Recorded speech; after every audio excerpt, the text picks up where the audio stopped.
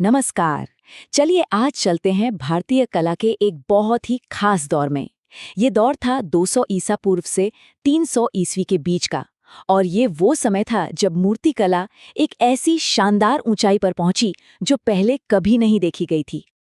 तो एक सवाल मन में आता है ना, कि जब अलग-अलग कल्चर, अलग-अलग संस्कृतियां आपस में मिलती हैं, टकराती हैं, तो कला उनकी कहानी कैसे बयां करती है।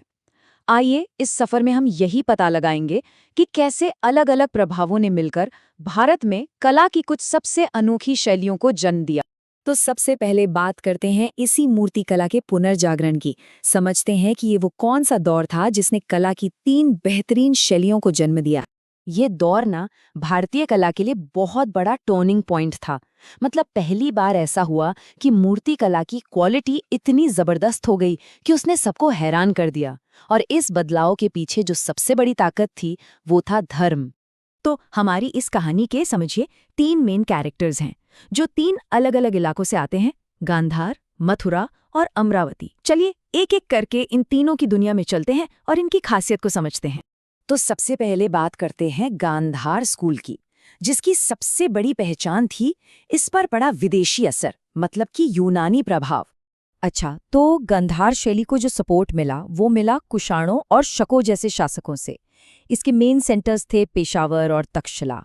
और यहाँ के कलाकार वो इस्तेमाल करते थे गहरे भूरे रंग के स्लेट पत्थर का। और जैसे मैंने अभी बताया, सबसे खास बात थी इस पर यूनानी यानी हेलेनिस्टिक स्टाइल का गहरा असर। और यही चीज इसे बहुत इंटरेस्टिंग बना देती है। सोचिए, गांधार कला में जो बुद्ध की मूर्तियां हैं वो ग्रीक गॉड अपोलो से मिलती जुलती लगती हैं। मतलब सब्जेक्ट तो पूरी तरह से भारतीय था, लेकिन उसे बनाने का जो स्टाइल था वो विदेशी था। क्या कमाल का फ्यूजन है। गांधार कला की एक और पहचान है बुद्ध के हाथों की ये 4 मुद्राएं। देखिए, अभय मुद्रा का मतलब है डरो मत। ध्यान मुद्रा है मेडिटेशन की अवस्था। धर्मचक्र मुद्रा है उपदेश देने की मुद्रा। और भूमि स्पर्श मुद्रा का मतलब है पृथ्वी को साक्षी मानना।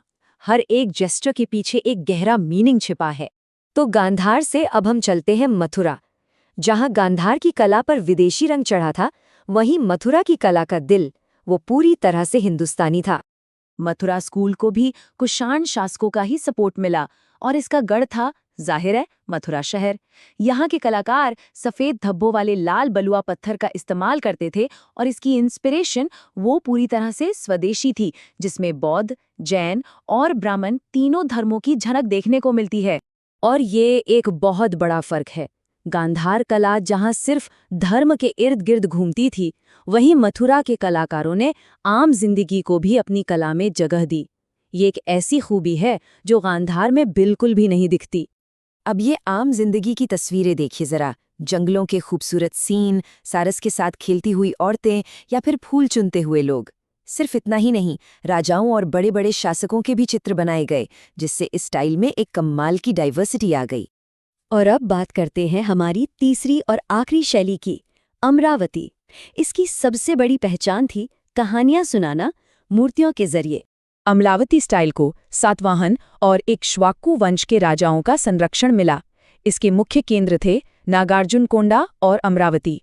यहाँ के कलाकार वो सफ़ेद संगमरमर का इस्तेमाल करते थे और उनका जो फेवरेट सब्जेक्ट था वो था बुद्ध के जीवन से जुड़ी कहानियाँ, जिन्हें हम जातक कथाएं भी कहते हैं। और यही चीज़ अमरावती कला को सबसे अलग बनाती है।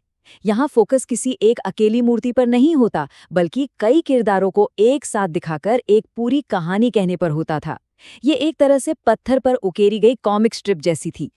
इसमें बुद्ध के जीवन से जुड़ी कई कहानियां हैं, जैसे उनका सफ़ेद हाथी के रूप में धरती पर आना या उनका पहला उपदेश देना। और एक बात पर गौर कीजिएगा, किरदारों को हमेशा ग्रुप्स में दिखाया गया है, कभी भी अकेले नहीं। तो चलिए अब इन तीनों स्टाइल्स को एक साथ रखकर देखते हैं, ताकि इनके बीच का जो अंतर है वो और भी साफ हो जाए। तो यहाँ देखिए, सब कुछ एक नज़र में एकदम साफ हो जाता है। गांधार पर विदेशी प्रभाव था, जबकि मथुरा और अमरावती पूरी तरह से स्वदेशी थीं। पत्थर की बात करें तो गांधार में भूरा स्लेट, मथुरा में लाल बलुआ पत्थर और अमरावती में सफ़ेद संगमरमर। और सब्जेक्ट मैटर में भी देखिए, गांधार सिर्फ बौद्ध धर्म तक सीमित थी, जबकि बाकी दोनों का दायरा कहीं ज्यादा बड़ा था। देखिए, कला में ये जो बूम आया था, ये अकेले नहीं था। ये एक बड़े कल्चरल डेवलपमेंट का हिस्सा था। ये सिर्फ मूर्तिकारों का ही नहीं, बल्कि बड़े बड़े विद्वानों और विचारकों का भी दौर था। इस दौर के कुछ महान नाम देखिए।